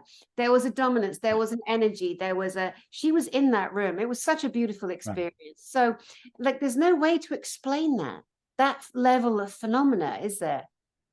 No, so if you look at the blessing, spending that time in that prison camp, and she said all kinds of things happened, but she said, to my knowledge, I was never raped. She said they were beating people, they were doing all kinds of things because they would find stuff stolen. So they would think us kids stole it, right? And so they would slap us around and beat us up and stuff. But she said it's just like it was very interesting in that when she finally got out of that camp, I don't know if you recall, but her and her mother and the family and her mother, his father committed suicide. They wound up finding the place, some like in Texas, they found a chicken coop they rented and they cleaned it out. The chickens had all died anyhow. They cleaned it out, and actually the first place they got in the United States to live was a chicken coop. And they lived in a chicken coop for a while. You know, enduring all that makes you really suave to threats are like meaningless, right? So her relationship to all that was she could bring art or grace or beauty to anything, no matter what it was, because that was her safeguard. That was her sanity. And so that was her charm. And she was just such a fun lady. I remember I was doing a psychic event one time and had readers out there, and I was in front of that hair salon and renting the space. They had a little courtyard, and I used that space. And she came on over and she said, I can do this. And I said, great. You want to do this? Go do a reading. Go sit down, do it. And she said, well, I don't want to come in on your show. She said, no, this is not my show. This is your show. You showed up. Sit down. Go ahead. You know, one of these people will come over and get a reading from them. And she was over there doing some readings with people. And then she came over and she said, well, thank you. That was really fun. I haven't done that for a while. And I said, yeah, it's just like, you know, hang out, come around. You know, it's like, whatever. She had taken some type of classes somewhere. I don't know, whatever it was. It didn't matter. She was good. She's just like, and so it was fun just interacting. And she was surprised that I would let her just come in and do that. But like, why not? Right. I mean, it's, once again, it's just, we got to find a way to get it all to connect, to weave together. I'm not going to do it overnight. And, you know, but I think that the more we can talk about it, the more that we can start to put this out as an agenda. It's kind of like going forward. We just really need to have more of those connections. Right now, the natural tendency is we're still in the process of disconnecting from a lot of the old stuff that were the rules. And as we start to move back into connecting, we're looking for new links. And I think we need to not turn away. I think we need to attend to those possibilities. We need to look at them, and we need to be able to, you know, and you know, look how I can remember Jeff, we had conversations, and it was kind of like, gosh, he was such a sweet guy. And it's just like, I remember talking to him and thinking, you know, whatever that was bearing on him was horrendous. And it's almost like he felt it was his responsibility to carry that load. I have no idea why. And I talked to him and I said, you need to let this go, you know, and he says, I can't, you know, I got to make this all work. And I go, you know, dude, sometimes when you see something and you become aware of something, it doesn't mean it's your responsibility to make it work. You need to just say, okay. And that's where he stuck. He got stuck on that piece of thinking he had to figure it all out. He had an agenda, he had a plan, he had a vision forward. And it's almost as if, you know, he couldn't weigh it all out. The kids, the this, the house, the property, it's like, oh my goodness. It's like, how do I package it all in one package? That's what he was always trying to do, make it all one package. He had connections. Everybody loved him because of the fact that he brought it all together. But it wasn't something that was a demand on him. A lot of people think this is a demand. It's an opportunity. Just like the guy that you talked to at that rest home or the hotel. You didn't have to solve any problems. You just noticed something and talked to him. And he had animosity because he didn't want you to bring it up, because he didn't want to see it. But yet he's been fighting it all his life. So it's like, he was crazy. He should have just looked at it and had a conversation with you. would have been fine, right? Yeah. He's already sold the place. Right, exactly. And Yeah. now he's going to help like develop it. So he's still stuck with that energy, and they're going to be changing things and shifting whatever energy is still there. That obviously there's still energy there because I felt it. You know, I felt it. I saw the imagery. I could tell exactly what that building was at one point down the timeline that does connect to him, because it came up as an opportunity, as you said earlier, for energy to say hello.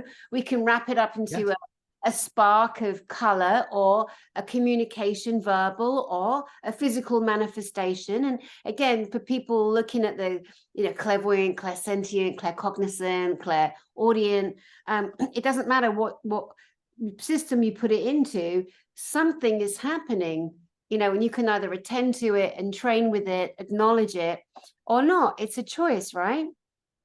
Right. Yes. And I think people need to step up and recognize that. And you know, I had company for Christmas. One of my students from Topeka, she had a week off, and from her company where she works. So she called me and she said, I got a week off. I don't know where to go. And I said, well, come on out and sleep on my couch. So she flew out here and she stayed for a week. And we were sitting around talking, and we were going to see waterfalls and all that kind of stuff that you do in Washington State. But it was a little rainy, and so it wasn't, you know, like we didn't spend the whole day out hiking around because of the rain. And so we'd come back, and I just cooked dinner, and we just got done eating it, and we were sitting around and just having a little dialogue. And then the neighbor knocks on my door, and he's having a domestic quarrel. And so he comes in and sits down, and we spent the next hour working with him.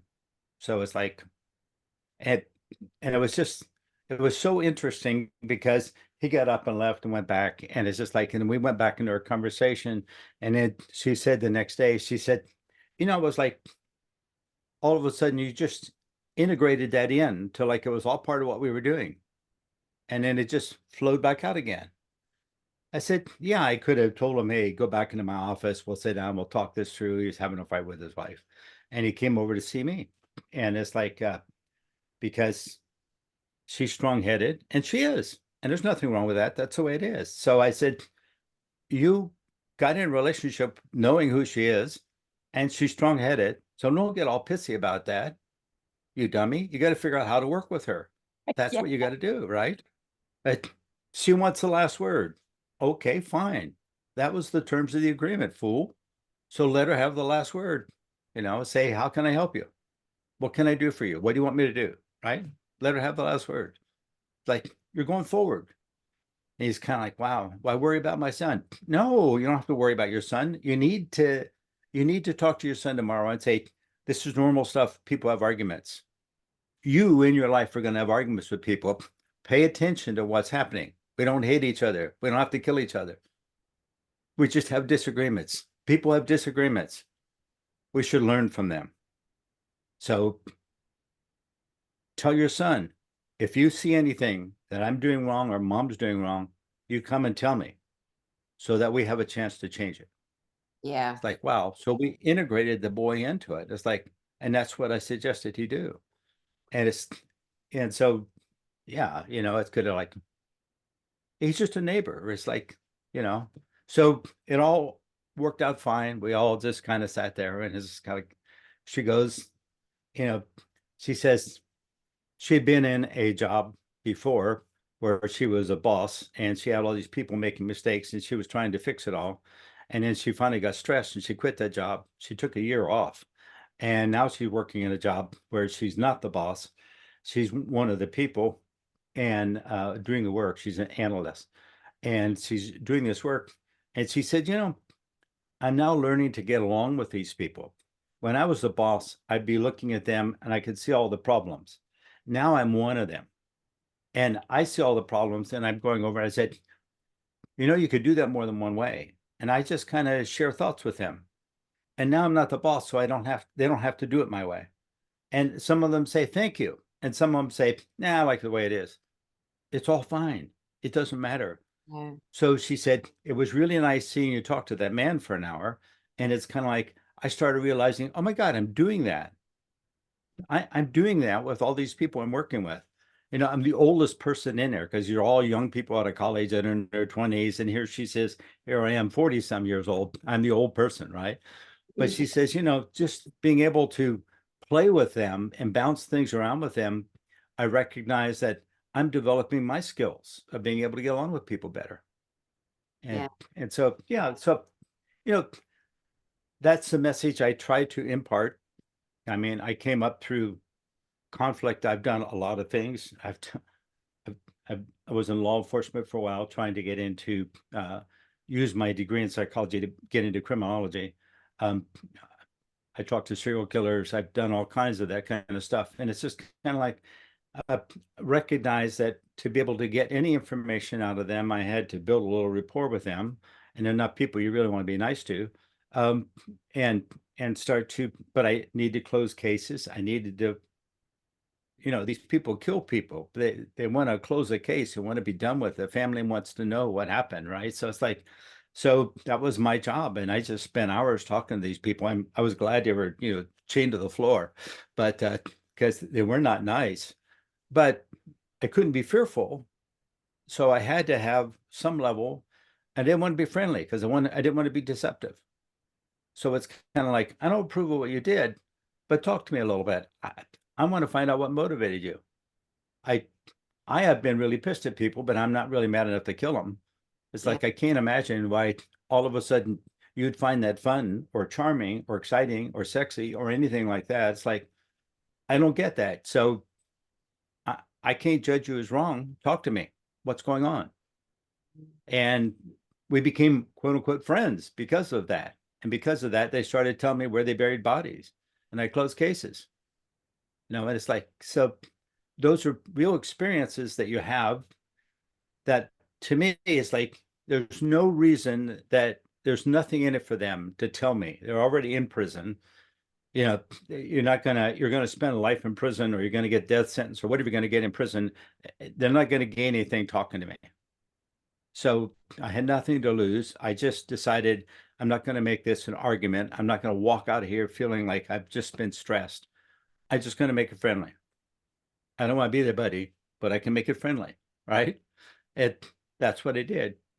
And I remembered when I was a psychology student eons ago, I had a guy that worked in a prison system as a psychologist, and he had two kids, and they lived on the grounds where the prison was.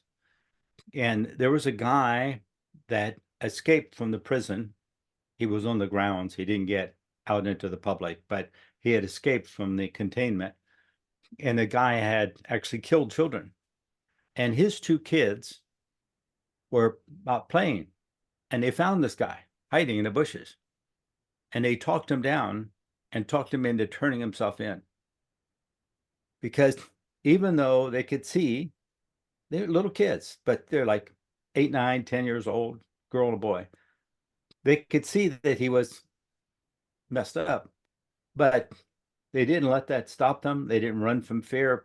They just realized they got to deal with it, and they dealt with it, and they talked him down, and they brought him back in, and he turned himself back in. Wow. And so his father said, you know, I'm amazed at your kids. You've done a really good job. So some of that working with that energy rubbed off on the kids, and they started understanding he was a really good teacher, and it was a great story. Oh, wow. Yeah. You know, if we go back a little bit to you working with serial killers, I remember you sharing this during my training. And it's so incredible that, that whatever it was, however you did it, whether it was deliberate or not, conscious or unconscious, you somehow found a level to get them to entrain with you, to match energy with you, to maybe they felt something like, wow, this man is listening to me. Because you know, again, this is 20 odd years ago now that you and I were in class, well, you were the teacher of the classes I attended. I mean, you are a badass. I mean, you are. I mean, you always reminded me of a big old truck driver or a wizard, you know, something in between. You know what I mean? Because, and you know, quite a muscular guy, and you're tall. And you kind of look like you could kick anybody's ass. I mean, that's a fact. But you also have this energetic frequency. I can't put it into words. It's too much it's just not possible. Right. But I love that you know, I'm sure the men that you sat with, the serial killers that are killed and killed and killed and killed and killed, obviously got an adrenal high from that murderous point.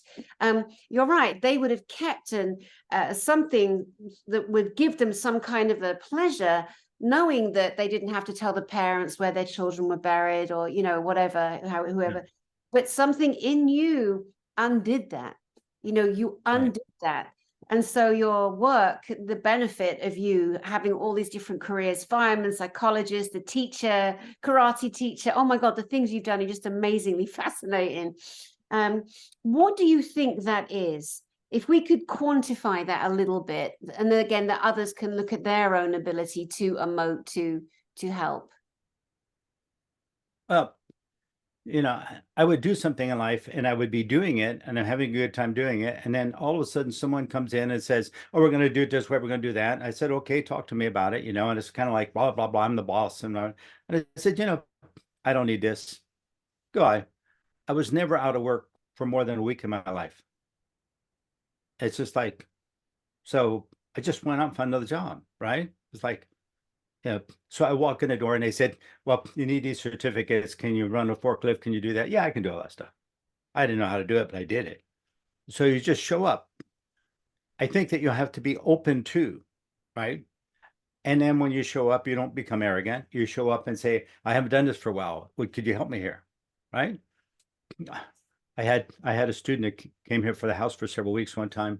He's now passed on, but he said he was in college and he had to get a job. So a construction company was down and they were building houses. And so he went in and he said, I'm looking for a job and I'm a student in daytime. They said, well, at nighttime we sheetrock. He said, so if you know how to sheetrock, you can. Now he had done a little work as a framer. And so he said, oh yeah, I've done sheetrocking. And not a whole lot, but I've done some, no problem. He said, well, we'll try you out. So that way you can work nights. Well, what he did after he talked about that, he came up that night. He wasn't starting yet. He came by that night to see one of the guys that was working. So he come in, he said, hey, I just hired from the company and they hired me as a sheetrocker. And I thought I'd come in and see kind of like how you guys do it. You know, I've done a little bit of it, but see how you do it. And there's this old timer in there that was in there working and he was just really throwing it up and plastering and really just going to town and talking at the same time. So he, you know, he didn't pause. He just kept working, and he could smell the booze on the guy. And so he goes, you know, God, it's just like, I'm up kind of late. I think I'm going to go get a drink. Do you like bourbon? And the guy says, yeah. So he says, I went out and got a pint of bourbon, came back with it and opened it up. And I took a sip and passed it to him. And we're passing a bottle of bourbon back and forth. And the guy is explaining to me how to do this right and everything. He said, that bottle of bourbon got me an hour class. And he said, so when I started, everything I knew, I learned in that hour over a bottle of bourbon. And this guy was really a sweet guy. When he came in for class, he was in the middle of divorce. He was in the middle of losing a job. He had been injured because a piece of machinery blew up in his face. So he'd gone through some really nasty surgery and stuff. So he had a really tough time, and he was very, very frustrated with life and the end of the relationship and all blah, blah, blah. And he showed up in class and we're taking class. And it's kind of like, as we processed through that class, all of a sudden he realized that, oh, why is he fighting? Everything is an argument. Why is he fighting? Right? And so I'm talking to him. He says, like, my parents, I don't talk to them. My old man, he told me, go in the service, get out of here. I'm a pain in the ass. It's like, you know, and I've had, I don't know how many relationships and they all dump me. What the hell? So I tell him, why don't you have a weekend off? Why don't you go back and visit your family? And he goes, my mother and father. I said, yeah, before they die. Why don't you go visit them? He said, you don't have to be nice. You don't have to get along. Just go visit them. You need the experience. He said, I went back and my mother and father were like a couple of teenagers in love. They were all kissy face and all that. And here they are, these damn old people, all just being all lovey-dovey. And I'm saying, gosh, I just remember them arguing all the time. And then all of a sudden the light goes on. I was such a jerk. I was creating conflict. My dad was right. He threw me out because I was destroying his relationship. Mom was trying to defend me, and I was just pissy. And so he said, I got to say, I love you guys, and I apologize for being a jerk. I brought tears to their eyes, right? Yeah. But he came back to class, and it's like his whole life changed after that. So he actually settled into a relationship in Utah and was there for quite a few years, went up from being just a framer in a company to being an executive in that company. And so the last time I talked to him before he died, he said, I finally lost my hammer. And I said, because we used to joke about his hammer. He lost it and find it and lose it and find it. And so he said, I had this hammer for years. I kept losing it and finding it, losing it and finding it. He said, I finally lost my hammer. I said, you did. Normally you find it. He said, well, they gave me a promotion. I don't need it. So I don't have to go look for it anymore. So he says, now I carry golf clubs around. So he said, I'm regional director. So it's interesting, right? You can find those elements of accomplishments if you kind of go with it and let it unfold. It's not something you just got to let it unfold. You got to go experience it. You got to get in the water to learn to swim, right? And that's it. So I was never afraid of trying something. Some things I was good at, some things I was horrible at, like whatever. But I did them, right? Some of them I did for a couple of years, some of them shorter time, and that's, I think that's, to me, I never look back on a failure. I learned this, I learned that, I learned this, I learned, hey, that wasn't any fun, I'm not gonna do that anymore. I learned all those things, and it's like, yeah. And I think we need to engage in life and feel the energy of it, get involved, get our hands against it, get in contact with it, see what that does and what it has to tell us, because it's just enriching. The BS, and come on, I think there's every 90 minutes there's another book published. It's like, it's totally insane, right? So when you start to look at all the data we've got in this data world, it's not about data at this point. It's about your interaction with the data and the world. And what do you get out of that? Because you can't read all those books and be wise. The wisdom's going to come from you touching it, you interacting with it, you being able to sit with it, right? Yeah. One of the questions I get asked the most is, what's my mission? Dani, tell me what my mission is. And I'm like, well, that's not going to happen. I'm not going to tell you what your mission is. And then so many people, they're locked into, I have to know my mission. Am I a starseed? Am I an alien? Am I, because, I do a lot of work on that, in that realm too.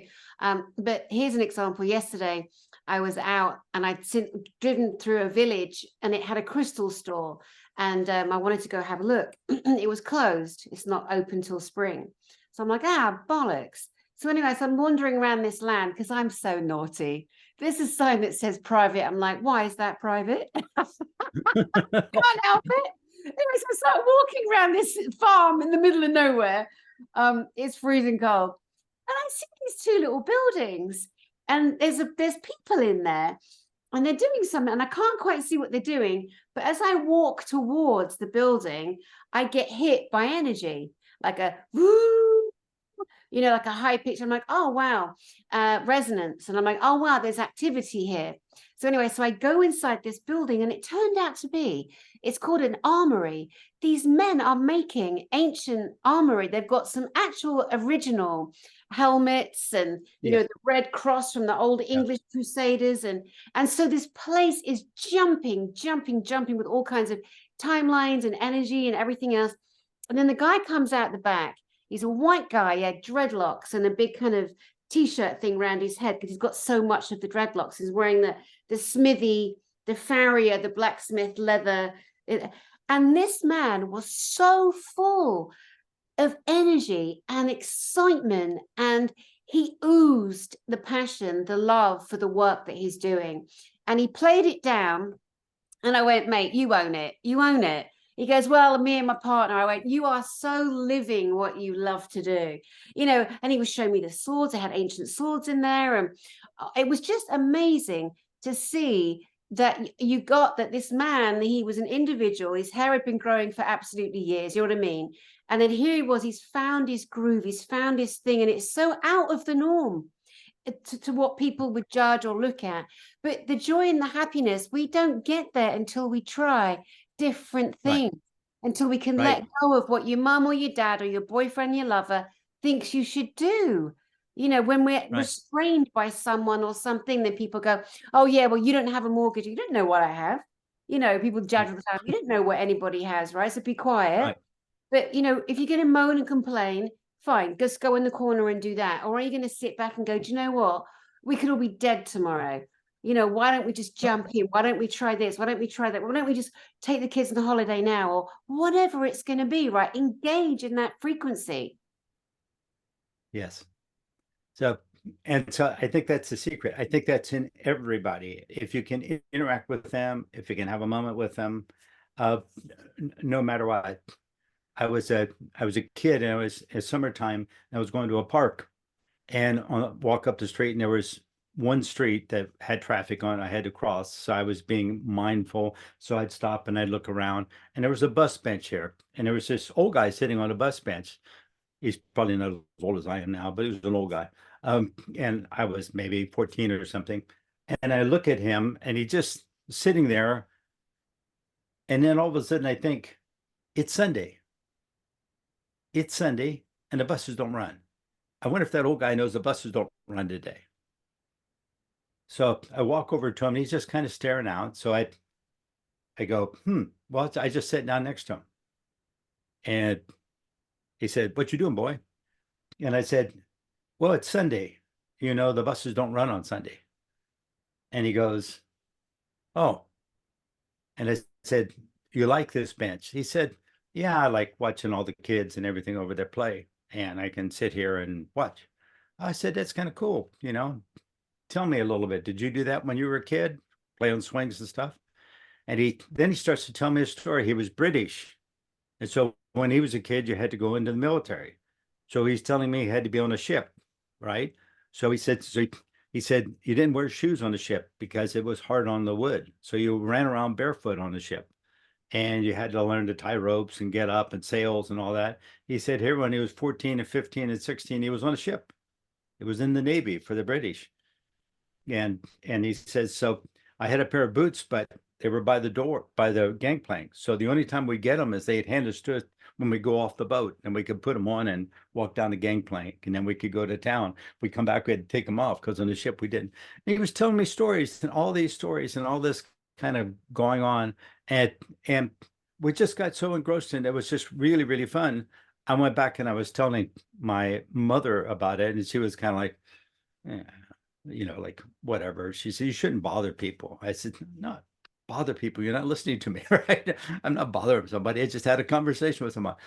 So anyway, it was really, I would have never known this, but probably about 2 months later, my mother saw in a paper that an old guy died on a bus bench.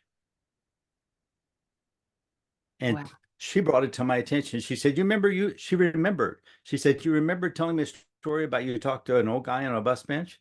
She said, I saved this picture in the paper. She used to read the paper every day. And was that the guy? And I go, oh my God, it is. You know, and I never thought in terms of he was there, says he was so alone in life is why he was there, right? And he had nothing. And I went over and talked to him, and I don't know. It was like, whatever. It was a nice interchange. It was. But, you know, he had said, oh, his kids were grown up, his wife had passed, and here he was just sitting there, and he has all these stories and no one to share it with.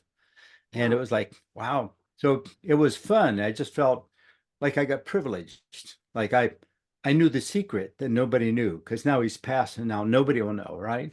And it's just like, that's always sat with me. It's like, yeah, I really just, somebody shares their secret, their meaning of life, their desire for life. It's like, that is very precious. And that's just like, wow, you know? So I can remember just kind of tears in my eyes when I was sitting here, my mother showing me the picture. I go, well, and she rattled off his name, and I'm going, I mean, it doesn't matter what his name was. Don't matter, right? He's gone. But there it was. And he had a whole lifetime. It was like, it was just such an adventure. It was like, you know, going to the movies, or like your adventure, all this armory. It was like all that was going through my fantasy as he talked about his adventures at sea as a kid. And I'm thinking, oh my God, my age, and he was at sea on a ship in the Navy. Like, wow, that's just so bizarre, right? So amazing. Different times. Yeah. Well, again, what a gift that he got to sort of engage, connect, entrain, be with the frequency of, felt listened to, Yeah. felt seen, felt heard, and then passed that way. Yeah, amazing, amazing. Well, Dr. Chris, we could continue for more hours, of course, you and I. We always have plenty to share, and I love to bring you on my channel. I love to share you and your experiences, and so many people are on their journey, and they're listening better than before. I think more of the ego in some is quite lowered now. They don't all want to be the greatest healer in the world or the next Archangel Michael, or they just want to know how to get through and how to experience, you know. So let's leave some last thoughts. What would you like to share with the audience that will see this? I think that you need to move. You need to go for walks. You need to look around and say hi to people. You really need to make that an agenda. I think that's one of the healthiest things you can do. I know they talk about you should work 20 minutes a day or whatever. I'm saying spend that 20 minutes hiking and talk to someone, interact with someone. The neighbors go by, I talk to them all, I wave at them. They say, oh, nice yard. I said, thank you very much, you know, but we interact. So they all know me, right? And it's like, that brings a sense of community into it. You can hugely, in our automatic world with our head in a phone and watching television and all this other Facebook and stuff, there's no human interaction. We need and thrive on human interaction. That AI interaction doesn't pass it. So we really need to get another person. We need to get them, and somebody's grouchy, you just say, hi, how are you today? Excuse me, I'm sorry I asked. I see you're having a bad day, you know, and just like, and that makes them smile. It's like, whatever. That I think is really healthy for you, and it brings you wisdom, because then you start to be able to see all those things we're talking about, because now you're looking. And yes, you won't know how to frame it or how to talk about it. It's just like too crazy. But you're having the experience, and that enriching you, because now your energy starts to expand. You're more dynamic in the world. You have more of a presence. People don't doubt you. People don't distrust you. You just are there for them. That's it. And that makes the world a better place. I think we got to do our part to make it a better place. That's it, right? Someone, you know, I've got X amount of time left, so somebody's got to step up and take over. There's only ever going to be one Dr. Chris Lemmon, my love, and that's the role that you took, and that's who you be, and you're a blessing. And thank you again, Chris, for being here, for sharing your great wisdom, sharing your stories. And thank you, sir. And to you guys out there watching, Dr. Chris and I have at least 4 other broadcasts on my channel, different subjects, different layers of the cake that we're all in on this planet right now. So feel free to go and look at other broadcasts and let us know what you think of this. And if you guys have a particular subject that you would like Dr. Chris to come on and share his wisdom and insight in, then go ahead and ask us. And so until then, Dr. Chris, good night, my love. And to you guys out there, my name is Dani Henderson. Thank you so much for being here, and we'll see you soon. Right. Thank you.